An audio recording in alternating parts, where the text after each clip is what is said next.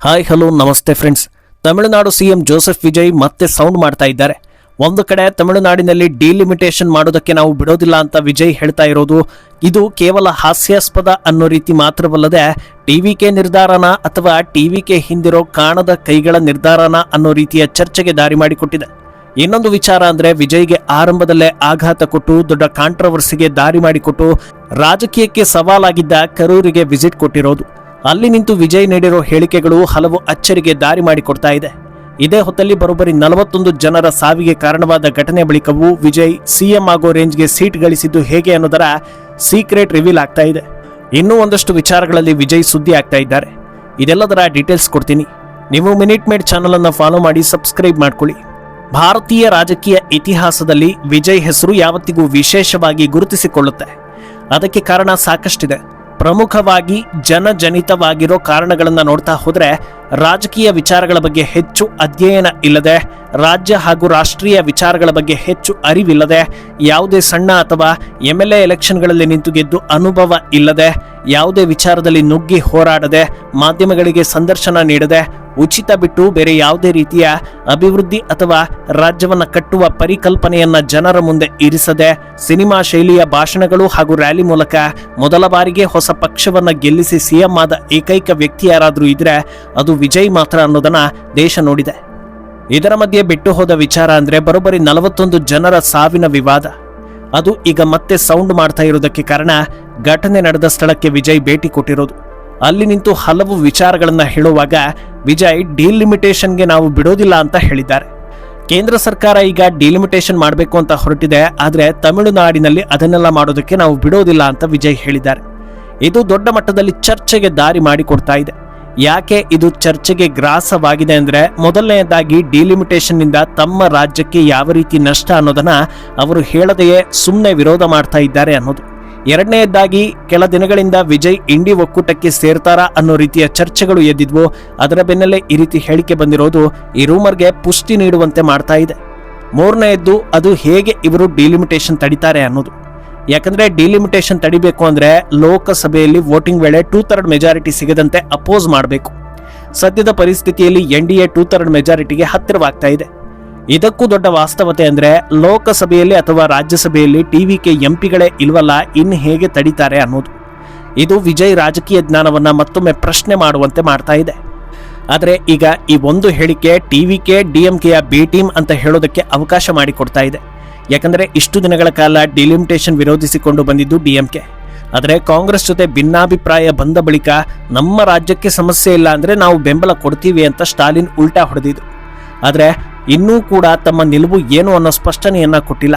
ಆದ್ರಿಂದ ತಾವು ಹೇಳಬೇಕಾಗಿರೋದನ್ನ ವಿಜಯ್ ಕಡೆಯಿಂದ ಹೇಳಿಸ್ತಾ ಇದ್ದಾರಾ ಅನ್ನೋ ರೀತಿಯಲ್ಲೂ ಕೂಡ ಇದು ಚರ್ಚೆ ಆಗ್ತಾ ಇದೆ. ಹೊರಗಿನಿಂದ ನೋಡೋದಕ್ಕೆ ಟಿವಿಕೆ ಹಾಗೂ DMK ಎರಡು ವಿರೋಧಿಗಳು, ಆದರೆ ಪ್ರಮುಖ ವಿಚಾರಗಳಲ್ಲಿ ಇಬ್ಬರ ನಿಲುವು ಒಂದೇ ಆಗ್ತಾ ಇದೆ ಅನ್ನೋದು ಜನರ ಅನುಮಾನವನ್ನ ಹೆಚ್ಚಿಸ್ತಾ ಇರೋ ವಿಚಾರ. ಇನ್ನು ಕರೂರು ವಿಸಿಟ್ನ ಮುಖ್ಯ ವಿಚಾರದ ಬಗ್ಗೆ ಹೇಳೋದಕ್ಕೂ ಮುನ್ನ ಈ ಕರೂರು ಘಟನೆ ಬಗ್ಗೆ ಅಗತ್ಯವಾಗಿ ಒಂದ್ಸಲ ರೀಕಾಲ್ ಮಾಡೋದು ಸೂಕ್ತ ಎನಿಸ್ತಾ ಇದೆ. ತಮಿಳುನಾಡು ಎಲೆಕ್ಷನ್ಗೆ ತಿಂಗಳುಗಳು ಬಾಕಿ ಇದ್ದ ಸಮಯ. ವಿಜಯ್ ರಾಜಕೀಯಕ್ಕೆ ಎಂಟ್ರಿ ಕೊಟ್ಟು ಪ್ರಚಾರದಲ್ಲಿ ತೊಡಗಿದ್ದ ಕಾಲಘಟ್ಟ. 2025 ಸೆಪ್ಟೆಂಬರ್ 21ರಂದು ಕರೂರಿನಲ್ಲಿ ವಿಜಯ್ ದೊಡ್ಡ ರ್ಯಾಲಿಯನ್ನ ಹಮ್ಮಿಕೊಂಡಿರ್ತಾರೆ. ಸುಮಾರು 15,000 ಜನರು ಅಲ್ಲಿ ಸೇರ್ಬೋದು ಅನ್ನೋ ನಿರೀಕ್ಷೆ ಇರುತ್ತೆ. ಕರೂರಿಗೆ ಕಾಲಿಡೋದಕ್ಕೂ ಮುನ್ನ ನಮಕ್ಕಲ್ನಿಂದ ವಿಜಯ್ ರ್ಯಾಲಿ ಮಾಡಿಕೊಂಡು ಕರೂರಿಗೆ ಬರ್ತಾರೆ ಅನ್ನೋ ಪ್ಲಾನ್ ಇರುತ್ತೆ. ಆದರೆ ಅವರು ನಿಗದಿತ ಸಮಯಕ್ಕೆ ಬರದೇ ಇದ್ದಿದ್ರಿಂದ, ಸಾಮರ್ಥ್ಯಕ್ಕಿಂತ ಹೆಚ್ಚಿನ ಜನರು ಸೇರಿದ್ರಿಂದ ಕಾಲ್ತುಳಿತ ಉಂಟಾಗಿ ಸುಮಾರು 41 ಜನರು ಮೃತಪಟ್ಟರೆ 110ಕ್ಕೂ ಹೆಚ್ಚು ಜನರು ಅಸ್ವಸ್ಥರಾಗಿ ಆಸ್ಪತ್ರೆ ಸೇರಿದ್ರು. ಇದು ವಿಚಾರ. ಇಂಥದ್ದೊಂದು ಘಟನೆ, ಅದರಲ್ಲೂ ರಾಜಕೀಯ ವಲಯದಲ್ಲಿ ಹೀಗಾಯ್ತು ಅಂದ್ರೆ ಅದು ಯಾವ ಲೆವೆಲ್ಗೆ ನೆಗೆಟಿವ್ ಮಾಡುತ್ತೆ ಅನ್ನೋದನ್ನ ಅಂದಾಜಿಸೋದೇ ಬೇಡ. ಅದೇ ಪರಿಸ್ಥಿತಿಯಲ್ಲಿ ವಿಜಯ್ ಇದ್ರು. ಇದು ವಿಜಯ್ ರಾಜಕೀಯ ಕೆರಿಯರ್ ಅನ್ನ ಕಂಪ್ಲೀಟ್ ಆಗಿ ಮುಗಿಸಿಬಿಡ್ತು. ಇನ್ನು ರಾಜಕೀಯ ಬಿಟ್ಟು ಮತ್ತೆ ಸಿನಿಮಾ ಕಡೆ ಹೋಗೋದೇ ಒಳ್ಳೇದು ಅನ್ನೋ ಟಾಕ್ ಶುರುವಾಗಿತ್ತು. ಪ್ರಮುಖ ಎದುರಾಳಿ ಅಂತ ಬಿಂಬಿತವಾಗಿದ್ದ DMK ಅಂತೂ ಕಂಪ್ಲೀಟ್ ವಿಜಯ್ ಮೇಲೆ ಆರೋಪವನ್ನ ಹೊರಿಸಿ ಬೊಟ್ಟು ಮಾಡಿತ್ತು. ಮೊದಲೇ ಅಧಿಕಾರ ಕೈಯಲ್ಲಿದ್ದರಿಂದ ಇದನ್ನ ಮುಂದಿಟ್ಕೊಂಡು ತಮ್ಮ ಮೇಲಿನ ಆಡಳಿತ ವಿರೋಧಿ ಅಲೆಯನ್ನ ಬ್ಯಾಲೆನ್ಸ್ ಮಾಡಬಹುದು ಅನ್ನೋ ಲೆಕ್ಕಾಚಾರದಲ್ಲಿತ್ತು. ಮಾಧ್ಯಮಗಳು ವಿಜಯ್ಗೆ ನೆಗೆಟಿವ್ ವಿಮರ್ಶೆಗಳನ್ನ ಬರೆದವು. ಕನಿಷ್ಠ ಪಕ್ಷ ಘಟನೆ ಬಳಿಕ ಹೋಗಿ ಮಾತನಾಡಿಸೋ ಮಾನವೀಯತೆಯನ್ನೂ ಕಳೆದುಕೊಂಡ್ರ ಅನ್ನೋ ರೀತಿಯ ಪ್ರಶ್ನೆ ಎದ್ದಿತ್ತು. ಸಾಕಷ್ಟು ರಾಜಕೀಯ ನಾಯಕರು ವಿಜಯ್ ಕ್ರೇಜ್ಗೆ ಜನರು ಸೇರ್ತಾ ಇದ್ದಾರೆ, ಇದೆಲ್ಲ ಅವರನ್ನ ಗೆಲ್ಲಿಸೋದಿಲ್ಲ ಅಂತ ಹೇಳಿ ಫುಲ್ ಸ್ಟಾಪ್ ಅನ್ನು ಇಟ್ಟುಬಿಟ್ಟಿದ್ರು. ಆದರೆ ಕರೂರಿಗೆ ಕಾಲಿಡದೆಯೇ ವಿಜಯ್ ಸಿಎಂ ಆದ್ರು. ಈ ಹೊತ್ತಲ್ಲಿ ಅವರು ಯಾವ ರೀತಿ ಇದರಿಂದ ತಮ್ಮನ್ನ ತಾವು ಕಾಪಾಡಿಕೊಂಡ್ರು ಅನ್ನೋದು ಇಂಟ್ರೆಸ್ಟಿಂಗ್ ವಿಷಯ. ಘಟನೆ ಬಳಿಕ ಕೆಲ ದಿನಗಳ ಕಾಲ ವಿಜಯ್ ಎಲ್ಲೂ ಕಾಣಿಸ್ಕೊಳ್ಳಿಲ್ಲ. ರಾಜಕೀಯವನ್ನ ತಾತ್ಕಾಲಿಕವಾಗಿ ಬಂದ್ ಮಾಡಿಬಿಟ್ರು. ಕೆಲ ದಿನಗಳ ಬಳಿಕ ಸೋಷಿಯಲ್ ಮೀಡಿಯಾದಲ್ಲಿ ಒಂದು ಭಾವನಾತ್ಮಕ ವಿಡಿಯೋವನ್ನ ಹರಿಬಿಟ್ಟು ಘಟನೆಯಿಂದ ತಮಗೆ ಬಹಳ ನೋವಾಗಿದೆ ಅನ್ನೋ ಬೇಸರವನ್ನ ತೋಡಿಕೊಂಡ್ರು. ಇದು ಅವರ ಅಭಿಮಾನಿಗಳನ್ನು ಎಮೋಷನಲ್ ಮಾಡೋ ರೇಂಜ್ಗೆ ಇಂಪ್ಯಾಕ್ಟ್ ಮಾಡಿತ್ತು. ನಂತರದಲ್ಲಿ ಕರೂರಿಗೆ ವಿಸಿಟ್ ಮಾಡೋ ಬದಲಿಗೆ ಯಾರೆಲ್ಲ ಈ ಘಟನೆಯಲ್ಲಿ ಬಾಧಿತರಾಗಿದ್ರೋ ಅವರನ್ನ ಪರ್ಸನಲ್ ಆಗಿ ಕಾಂಟ್ಯಾಕ್ಟ್ ಮಾಡೋ ಕೆಲಸ ಆಗಿತ್ತು. ಅಂದ್ರೆ ಸಂತ್ರಸ್ತರ ಕುಟುಂಬಸ್ಥರಿಗೆ ವಿಡಿಯೋ ಕಾಲ್ ಮಾಡಿ ಮಾತನಾಡಿ ನಿಮ್ಮ ಜೊತೆಗೆ ನಾನಿದ್ದೀನಿ, ನ್ಯಾಯ ಕೊಡಿಸ್ತೀನಿ ಅಂತ ಸಮಾಧಾನ ಪಡಿಸಿದ್ರು. ಇದೇ ಈ ಘಟನೆಯ ಟರ್ನಿಂಗ್ ಪಾಯಿಂಟ್ ಆಗಿತ್ತು. ನೆಗೆಟಿವ್ ಇಂದ ಪಾಸಿಟಿವ್ಗೆ ತಿರುಗಿಸುವಲ್ಲಿ ದೊಡ್ಡ ಇಂಪ್ಯಾಕ್ಟ್ ಮಾಡಿತ್ತು ಅನ್ನೋ ವಿಚಾರಗಳು ಈಗ ರಿವೀಲ್ ಆಗ್ತಾ ಇದೆ. ಯಾಕಂದ್ರೆ ಒಬ್ಬ ದೊಡ್ಡ ನಟ, ದಳಪತಿ ಅನ್ನೋ ಬಿರುದಿರೋ ಸೂಪರ್ ಸ್ಟಾರ್, ಸಿಎಂ ಆಗೋದಕ್ಕೆ ಹೊರಟಿರೋ ನಾಯಕ ನಮ್ಮ ಫೋನ್ಗೆ ವಿಡಿಯೋ ಕಾಲ್ ಮಾಡ್ತಾರೆ ಅಂದ್ರೆ ಅವರು ಎಂಥ ದೊಡ್ಡ ವ್ಯಕ್ತಿ ಇರ್ಬೋದು. ಬೇರೆ ಯಾರಿಂದಲಾದ್ರೂ ಇದು ಸಾಧ್ಯನಾ? ದೇಶದಲ್ಲಿ ಎಷ್ಟೋ ದೊಡ್ಡ ಸ್ಟಾರ್ಗಳಿದ್ದಾರೆ, ಆದರೆ ಈ ರೀತಿ ಖುದ್ದು ವಿಡಿಯೋ ಕಾಲ್ ಮಾಡಿ ಮಾತನಾಡುವಷ್ಟು ಮಾನವೀಯತೆ ಇರೋ ಸೂಪರ್ ಸ್ಟಾರ್ ಇನ್ನೊಬ್ರು ಇರೋದಕ್ಕೆ ಸಾಧ್ಯವೇ ಇಲ್ಲ. ಅದರಿಂದ ಇವರಿಂದ ನ್ಯಾಯ ಸಿಗಬಹುದು ಅನ್ನೋ ರೀತಿ ಇದು ಜನರನ್ನ ಬದಲಿಸಿತ್ತು ಅನ್ನೋ ವಿಚಾರಗಳು ಚರ್ಚೆ ಆಗ್ತಾ ಇದೆ. ಇದಾದ ಬಳಿಕ ಮುಂದಿನ ರ್ಯಾಲಿಗಳಲ್ಲಿ ಇಂತಹ ದುರ್ಘಟನೆ ಆಗದಂತೆ ಎಲ್ಲಾ ರೀತಿಯ ಪ್ರಿಕಾಷನ್ಗಳನ್ನ ತೆಗೆದುಕೊಂಡ ನಂತರವೇ ಮತ್ತೆ ವಿಜಯ್ ರಾಜಕೀಯದಲ್ಲಿ ಆಕ್ಟಿವ್ ಆಗ್ತಾ ಹೋಗ್ತಾರೆ. ತಮ್ಮ ಸ್ಟಾರ್ಡಮ್ ಹಾಗೂ ರಾಜ್ಯದ ಇತರೆ ವಿಚಾರಗಳು ಬದಲಾವಣೆ ಕಡೆಗೆ ಜನರನ್ನ ತಿರುಗಿಸ್ತಾ ಹೋಗುತ್ತೆ. ಇನ್ನೊಂದಷ್ಟು ವಿಚಾರಗಳು ಎಲ್ಲರೂ ವಿಜಯ್ರನ್ನೇ ಟಾರ್ಗೆಟ್ ಮಾಡ್ತಾ ಇದ್ದಾರೆ ಅನ್ನೋ ರೀತಿ ಜನರಿಗೆ ಅನ್ನಿಸುವಂತೆ ಮಾಡಿಬಿಡುತ್ತೆ. ಈ ರೀತಿ ಅವರು ಸಿಚುವೇಶನ್ ಅನ್ನ ಹ್ಯಾಂಡಲ್ ಮಾಡಿ ಗೆದ್ದು ಬಂದ್ರು ಅನ್ನೋದು ಈಗ ದೊಡ್ಡ ಸುದ್ದಿ ಆಗ್ತಾ ಇದೆ.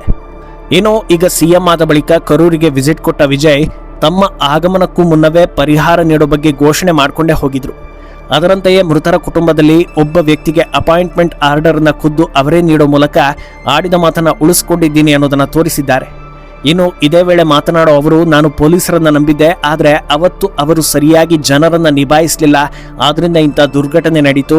ಆದರೆ ಡಿಎಂಕೆ ಇವತ್ತಿಗೂ ಕೂಡ ಈ ಘಟನೆಯ ಹೊಣೆಯನ್ನ ನನ್ನ ತಲೆ ಮೇಲೆ ಕಟ್ಟುವುದಕ್ಕೆ ನೋಡ್ತಾನೆ ಇದೆ. ಇದು ಅಂದಿನ ಸರ್ಕಾರದ ವೈಫಲ್ಯ ಅನ್ನೋದನ್ನ ಹೈಲೈಟ್ ಮಾಡಿದ್ದಾರೆ. ಅದರ ಜೊತೆಗೆ ಡಿಎಂಕೆ ವಿರುದ್ಧ ಸಾಕಷ್ಟು ಆರೋಪಗಳನ್ನ ಮಾಡ್ತಾ ಹೋಗಿದ್ದಾರೆ.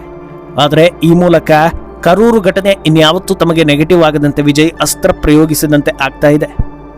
ಒಟ್ನಲ್ಲಿ ವಿಜಯ್ ಒಂದೊಂದು ಸಲ ಒಂದೊಂದು ರೀತಿಯ ನಿಲುವು ತೆಗೆದುಕೊಳ್ಳುವ ಮೂಲಕ ಎಲ್ಲರ ಅಚ್ಚರಿ ಹಾಗೂ ಅನುಮಾನಗಳನ್ನು ಹೆಚ್ಚಿಸ್ತಾ ಇದ್ದಾರೆ.